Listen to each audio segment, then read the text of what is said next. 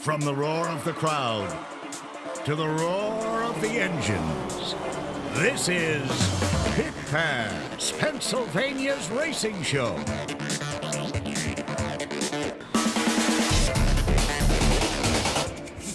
Pit Pass features all your favorite tracks, interviews, highlights, thrills and spills. And here are your hosts, Ron Fox and Jan Miller. Hello and welcome to the last episode of Pit Pass for this season. Now, this was one of those weeks I'd rather forget, where nothing seemed to go right between the rainouts, rain delays, equipment issues. And a blonde moment. We have an interview with a driver later on in the show. And Ron messed up the mic setup, so good luck listening to that. Yeah, okay, that's my one blonde moment compared to your, what, 527? Yeah, remember answering the phone saying, hello, FedEx, when you've never worked at FedEx? I did do that. Yeah, and then someone texted you and said, are you at Motordrome Speedway? And you're like, yes, I am, as we're standing there looking right at the Bedford Speedway grandstands. I forgot where I was. Yeah, okay, and then there was the time. No, all right. Okay, also later on in the show, we go to CMB Bank Raceway Park for some highlights from Saturday night. Now on Friday, Lernerville Speedway was one of the few tracks which got racing in, although it was rain delayed. Now 3 of the points championships were already locked up, but the sportsman title was still up for grabs. The 30 of Bob Egley led the field to the green for the start of their 20-lap feature. As they race into turn 1, Joe Zambotti works to the outside of Egley. Running in the third spot is the 20th points leader Jim Fosnot, who only had to start the race to claim the championship since he only had to finish 18th and only 18 cars started the feature.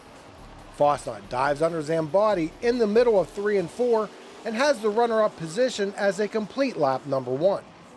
We would have a caution only moments later, and again after one more lap was completed. On the restart, Zambotti splits Fosnot and the 64 Rob Shook, who came into the night second in points. By the time they exit 2, Zambotti has sole possession of second. A lap later, Corey McPherson in the 33C, who had won the past 2 championships at Lernerville, passed both Fosnot and Shook to move up to third after starting in the 8th position. Number 28 Tyler Young got by Shook to take over 5th. However, a few laps later, Young would run off the track to bring out another yellow. Zambotti and McPherson run side by side into turn 1 on the restart. Fosnot sees an opening under McPherson and challenges him for third as they start to race down the backstretch. They are even heading into turn 3, but Fosnot would secure the spot exiting 4. On the next lap, Zambotti cuts a tire and slows on the front stretch. Drivers try to avoid his machine, but you can see just how slick the track was after the rains. A spin by Paul Schreckengoss on the restart led to this second attempt to get back underway with 11 laps down. Egley and Fosnot drag race into turn 1. Egley pushes up into Fosnot, and then McPherson makes contact with Egley.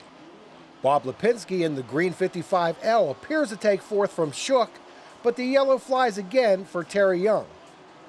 Egley would go pit side to have his bumper cover removed after the contact with McPherson. It appeared that Egley felt he should have his position back, but officials told him to go to the rear of the field, at which time Egley parked it for the evening. This moved Fosnot up to the top spot, with McPherson in second. There were still only 11 laps completed at this point. Fosnot gets a good jump on McPherson on the restart and starts to pull away from him down the backstretch. On the next lap, Lipinski makes a nice save while battling Zambotti for 5th. Although 2 more cautions appeared in the latter stages of the race, Fosnot held off McPherson on both restarts and pulled away from the 33, while down the stretch, Shook challenged McPherson for the runner-up spot. Up front, Jim Fosnot cruised to his 6th victory of the season and his first championship in the sportsman division. Jim, congratulations on the win. Got a little bit wild up front there. Yeah, that track was pretty bad tonight. Obviously, we had a lot of rain. I mean, I give Lernerville credit for trying to get it in and run the track, but it was really muddy, especially down the front stretch from the water pouring out where the flag stand is. You'd actually tack up when you'd hit it. So Well, I was going to say, you guys aren't accustomed to running on a track like this. No, we're not. And they actually took a poll if we wanted to run first tonight, and the heat races were heavy too. And like you said, we're not used to that. That's like running hot laps for us. So extended laps like that, it's tough.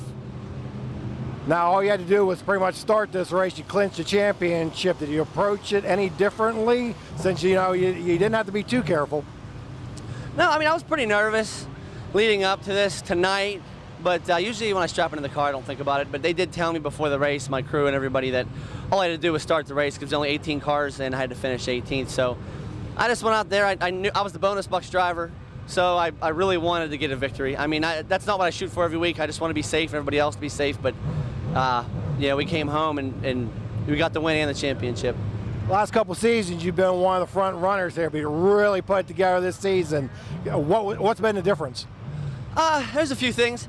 We stripped the car down and took it down to Chris Schneider in the off season, and him and Rob Shook and Oscar Schneider and my buddy Chuck Crawford all worked down there at SS Chassis in Supply, and he updated it, a lot of new updates on his new cars, and I think that helped. I don't know quite all what he did, but it seemed to help. Plus, last year we had a 358 and didn't really know how to drive it. It was a little tough for me till the end of the season. Coming into this season, I was a little bit more confident in my driving with the engine too.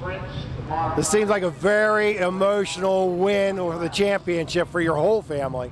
Yeah, I mean, I always get emotional anyways like that, but it is. I mean, we've worked so hard for so many years with my brother racing and myself, and to make it, here in a championship, even wins. I mean, I only had one feature win prior to this season, and to get 6 in one season, it's just amazing. I mean, I'm just so blessed with all the people around me.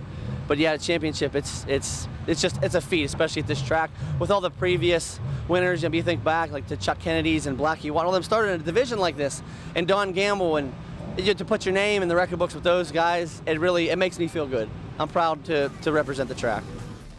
In the sportsman division, it is Jim Foss not taking the checkers and capturing his first championship.